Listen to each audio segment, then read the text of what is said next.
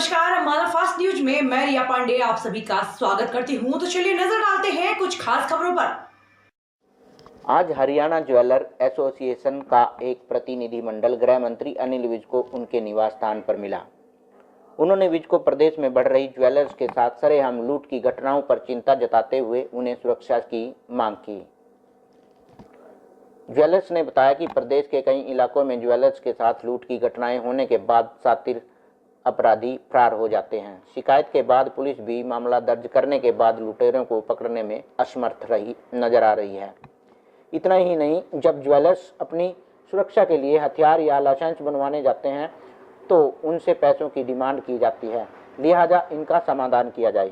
चलते जो अपराधी हैं उनका तो हौसला कहीं ना कहीं बुलंद हो रहा है कि जय हम लोग आसानी से कोई वारदात को अंजाम देते हैं और निकल जाते हैं और उसके बाद पुलिस के हाथ भी नहीं आते। और दूसरा जो इसके अलावा जो मतलब जो व्यापारी है उसका सब कुछ चला जाता है। और पूरे अभी आप पीछे देखिए कि एक हफ्ता पहले बहादुरगढ़ के अंदर हुई, उससे 5 दिन पहले रोहतक के अंदर हुई थी, उसके 5 दिन फिर बाद रोहतक के अंदर हुई और उसके बाद अभी जस्ट घोड़ा के अंदर हुई। तो बराड़ा वाले भी हैं जिनके पीछे यहाँ बराड़ा वालों का तो मैंने अभी बातचीत चल रही थी। हाँ जी, तो पीछे करनाल के अंदर भी हुई, आपके भिवानी के अंदर भी हुई। तो सभी लोग इस लेवल पे रिकमेंड करते हैं। आप कोई ऐसा केस हो मुझे बताओ, मैं कार्रवाई करूँगा। कोई भी ऐसा होएगा मैं बख्शूंगा नहीं। चलो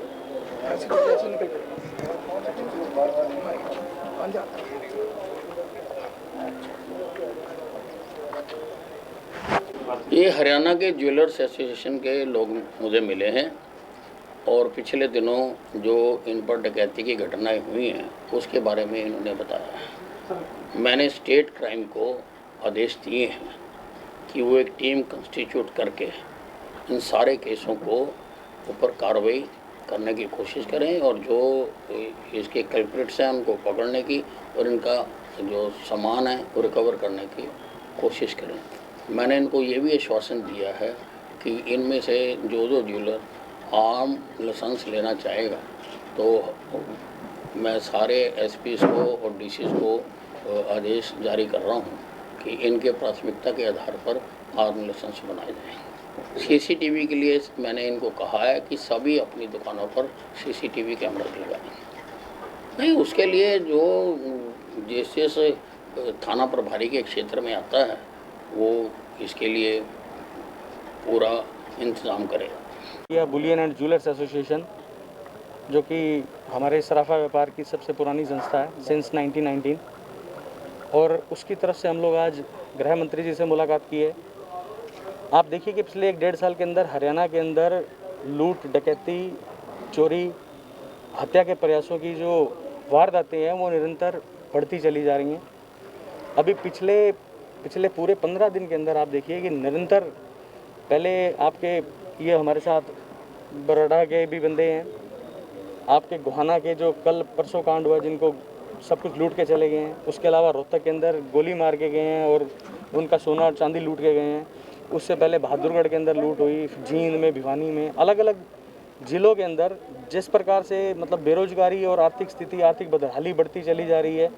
तो एक आसान सा टारगेट नज़र आता है सुनार सराफा व्यापारी, जो कि अपने साथ बहुत सी पूंजी, आप मान के चलिए कि एक छोटा सा 10 ग्राम सोना आज की डेट में हमारा 50,000 रुपये का, तो उसके चलते जो है वो बड़ा इजीली सॉफ्ट टारगेट लगता है कि लोगों को गए और अपना बंदूक दिखा के और किसी भी तरह की वारदात को अंजाम दे दिया।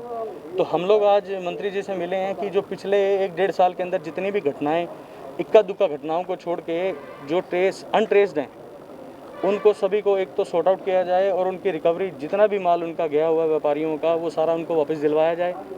उसके अलावा सुरक्षा दृष्टि से जहाँ जहाँ सराफा कारोबारी हैं, सराफा के व्यापारी हैं या जहाँ पे कारीगरी का काम बनता है, वहाँ पे हम लोगों ने आज मांग की है कि वहाँ पे आप लोग पुलिस की गश्त और पीसीआर पर निरंतर जिस प्रकार से है वो थोड़ी सी ज़्यादा बढ़ाएं वहाँ पे, ताकि सुरक्षा की दृष्टि से उसको मजबूत किया जा सके। और उसके अलावा हम लोगों ने आज मांग की है कि जो सराफा कारोबारी हैं उनको आर्म्स लाइसेंस देने में किसी भी प्रकार की सरकार की तरफ से कोताही ना बरती जाए। अब अभी एक सिस्टम ऐसा चला हुआ है कि बिना अप्रोच के लाइसेंस नहीं बनता। एक व्यापारी प्रतिष्ठित व्यापारी ऑफिसेज के धक्के खा के कार्यालयों के वापस अपने घर जाके बैठ जाता, मगर उसको हथियार का लाइसेंस नहीं मिलता।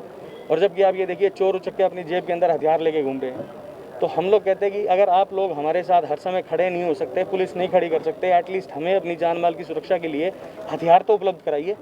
तो इसी संदर्भ में आज हम लोगों ने मुलाकात की है।